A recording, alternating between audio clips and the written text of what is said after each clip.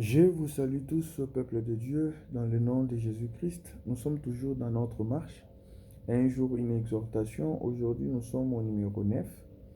Et aujourd'hui, nous allons encore ajouter une autre chose par rapport à ce que nous avons parlé hier sur l'orientation divine. Vous pouvez le suivre. Mais aujourd'hui, nous allons juste ajouter certains témoignages pour encore accentuer la compréhension dans l'exhortation de ce que nous avons parlé hier. Nous pouvons l'intituler encore une partie B de ce que nous avons déjà parlé hier. Mais à savoir ceci, dans l'orientation divine, si nous voulons faire un petit résumé pour vous qui suivez maintenant, vous ayez l'idée, nous avons tiré l'histoire dans le récit de Matthieu 2, quand le Seigneur Jésus est né sur cette chair. Quand les mages ont vu l'étoile, ils sont venus à Jérusalem en disant qu'il y a le roi des Juifs est né, et ça a troublé Hérode. Hérode aussi a voulu savoir il est né quand, il est né, il devait être né où. Ils ont pris les Écritures pour utiliser, c'est-à-dire pour faire la lecture et savoir. Ils ont appelé des principaux sacrificateurs. Nous n'allons pas faire la lecture, vous pouvez les suivre, les lire plutôt dans Matthieu 2. Et ils ont fait la lecture des écrits des prophètes. Et lorsqu'on a dit ça sera à Bethléem, ils ont utilisé les Écritures pour comprendre là où le roi des Juifs devait être né. Et puis Hérode aussi a appelé ces mages secrètement pour savoir depuis quand ils ont vu l'étoile et de lui rapporter lorsqu'ils vont adorer pour qu'il lui aussi va adorer. Mais c'était de l'hypocrisie. C'est pas ça notre sujet, j'y vais rapidement. Mais vous allez voir que quand on a donné cette prophétie dans les écrits, on n'avait pas dit que lorsque ça arrivera, il y aura un roi qui s'appellera Hérode, qui cherchera à tuer le fils et qui jouera l'hypocrisie.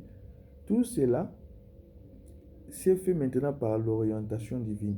Vous allez voir que la Bible dit, je crois c'est Matthieu 2 au verset 12, que c'est divinement que Dieu a averti aux mages de ne plus retourner vers Hérode.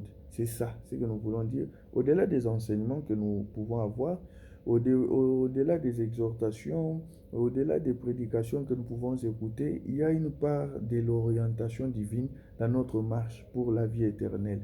Et c'est ce qui nous permet à éviter certaines choses parce que des fois l'ennemi, il nous poursuit. Bien que tu écoutes les enseignements, il y a des manières à laquelle que l'ennemi nous poursuit quotidiennement.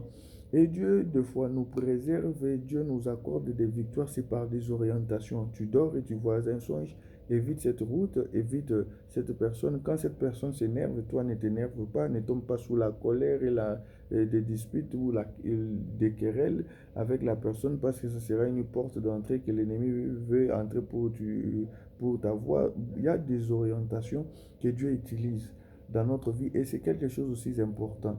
Et nous avons parlé de l'intimité, de la crainte de Dieu. C'est ce qui amène cette grâce-là particulière. Parce que tu peux même avoir le don, que ce soit de la prophétie, des songes ou quoi que ce soit, mais sans cette intimité, la crainte de Dieu, l'orientation peut être bousillée. L'orientation peut être c'est-à-dire combattue, même dans la compréhension. Parce qu'il y a des gens à laquelle ils eux-mêmes ont vu le songe de leur vie sur certains points, sur certains domaines, mais quand ça s'est réalisé, tellement ils ne sont pas dans l'intimité ni dans la crainte de Dieu, ils n'ont pas aperçu, ils n'ont pas compris la chose et sur des choses qui ont été interpellées, ils sont tombés toujours. Parce qu'ils n'ont pas l'intimité, ils ne vivent pas la crainte de Dieu. C'est pour ça qu'il dit que l'utilité de cette orientation divine marche toujours avec l'intimité, la crainte de Dieu.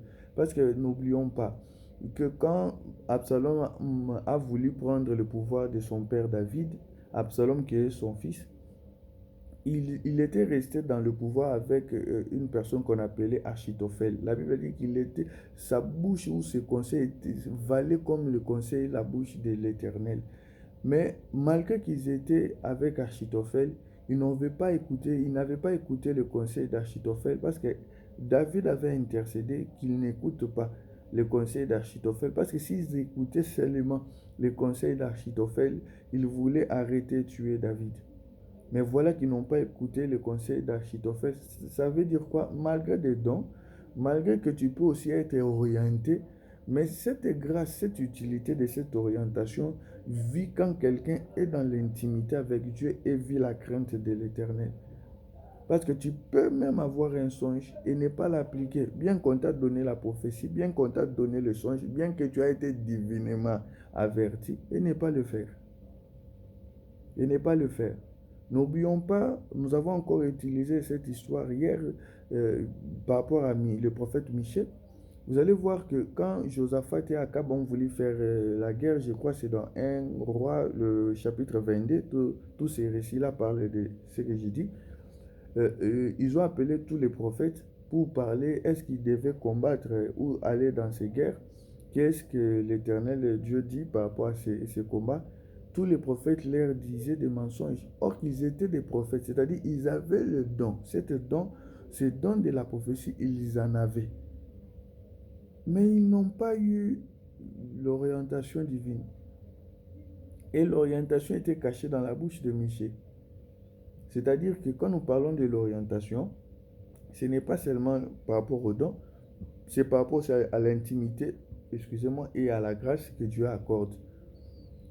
Parce que quand nous parlons même des Écritures bibliques, 1 Corinthiens 10, 14, fouiller l'idolâtrie ou fouiller l'impudicité, la manière dont chacun de nous doit fouiller dans sa vie quotidienne ne sera pas de la même manière. Il y a toujours de l'orientation que Dieu nous accorde pour mieux fouiller. Et aujourd'hui, supporter ma faiblesse, nous n'avons pas cette habitude de donner nos expériences pour ne pas amener le peuple de Dieu à voir la personne au lieu de voir ses dieux. Parce qu'aujourd'hui, des fois, des témoignages, lorsqu'on parle, il y a beaucoup de la pensée d'élever des communautés, des églises ou le pasteur par lesquels l'Éternel a utilisé pour la guérison. Et vous allez voir même à la personne qui donne ces témoignages, vous voyez que ça n'édifie même pas, ça ne donne même pas gloire, même plus gloire à Dieu. Parce que quand il y parle, Dieu n'est même pas glorifié. Nous trouvons plus c'est le pasteur, nous trouvons plus c'est le nom de la communauté qui est élevé, plus que le Seigneur Jésus dans son témoignage. C'est pour ça, deux fois, nous évitons. Et comme aussi Paul, quand il a voulu parler de lui, parce qu'au devant de vous, nous ne venons pas pour parler de nous. C'est pour ça que nous avons dit supporter ma faiblesse, comme aussi nous trouvons l'apôtre Paul aussi le dire lorsqu'il a voulu introduire quelque chose parlant de lui dans 2 Corinthiens. Un jour, nous allons donner deux histoires qui nous permettra à comprendre ce que nous disons sur l'orientation et l'écoute de l'orientation.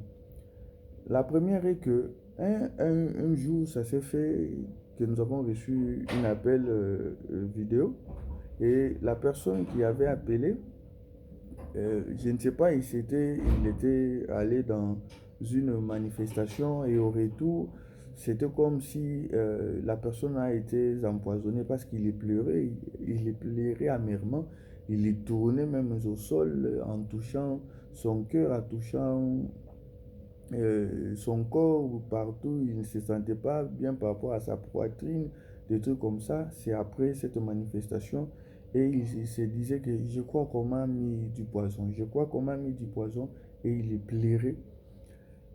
Et nous avons voulu prier, nous avons imploré la grâce de Dieu. Et la personne, après la prière, il avait dit aussi Amen. Et c'est fini, c'était par une appel vidéo. On a arrêté.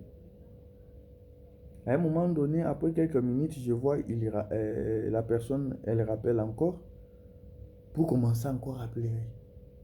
Oh non, non, non, non, non, je ne me sens pas toujours bien, c'est encore très fort, il le pleurait. Et en moi, j'ai entendu une voix qui me disait, parce que la manière dont elle pleurait, ça poussait comme si à refaire encore une prière. Mais j'ai écouté une voix en moi de dire, mettre foi en ce que tu as fait en premier.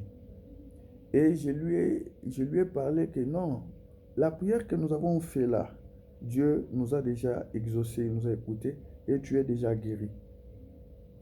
Au moment où je l'ai dit pour la deuxième fois, quand la personne a appelé, dès que nous avons terminé l'appel, la personne m'appellera demain, qu'après seulement avoir dit cela, quand tu as coupé l'appel, je suis allé aux toilettes et je vomis et je me suis soulagé tout. Après cela, je me suis senti très bien. Vous comprenez que la Bible dit que vous imposerez le main aux malades, ils seront guéris. Tout ce que vous demanderez à mon nom, je le ferai. C'est les Écritures, c'est la Bible qui le dit. Mais est-ce que nous, c'est-à-dire quand nous parlons maintenant dans la particularité, il ne nous avait pas dit que quand quelqu'un sera empoisonné, cette histoire que je parle, ce n'est pas écrit. C'est par l'orientation divine que Dieu va utiliser pour apporter la guérison. Je vais encore dire une deuxième histoire, et cela maintenant, on n'avait pas écouté. J'ai parlé de la première histoire qu'on a écouté l'orientation et de la deuxième qu'on n'a pas écouté l'orientation. Un jour, il y a aussi un des collègues et amis a reçu un appel, on était chez moi, et il parlait avec la personne, comme on était ensemble, on était à deux, et l'ami m'a dit que non, il y a un frère qui m'a appelé, que son père est dans le coma. Allons rapidement pour prier pour son père, parce que son père était très malade.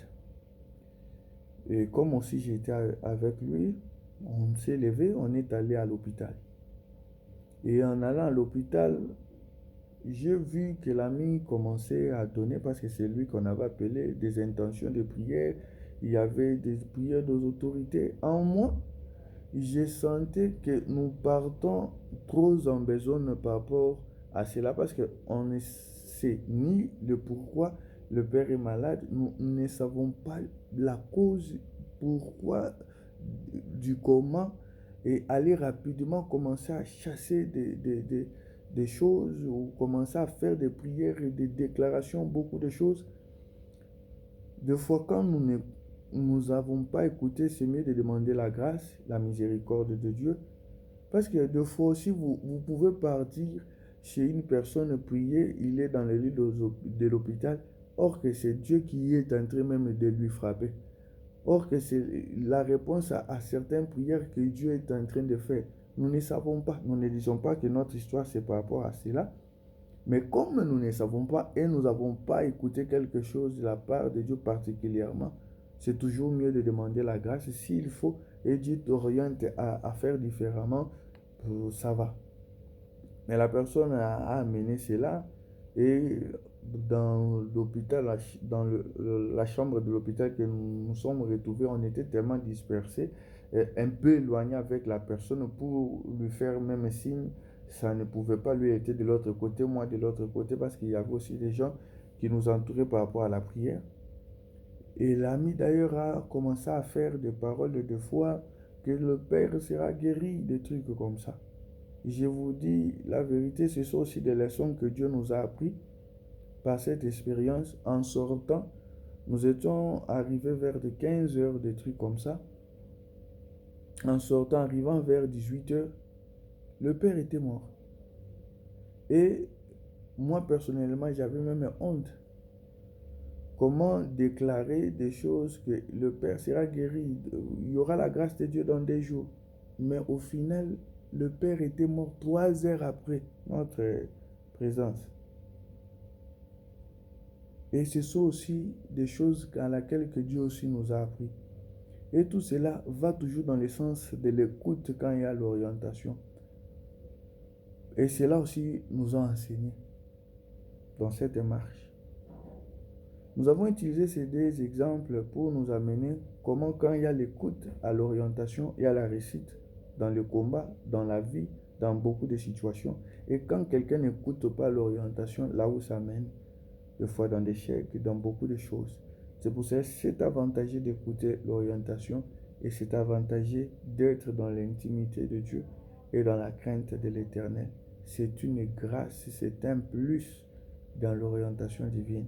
Que Dieu nous bénisse tous abondamment au nom de Jésus-Christ. Amen.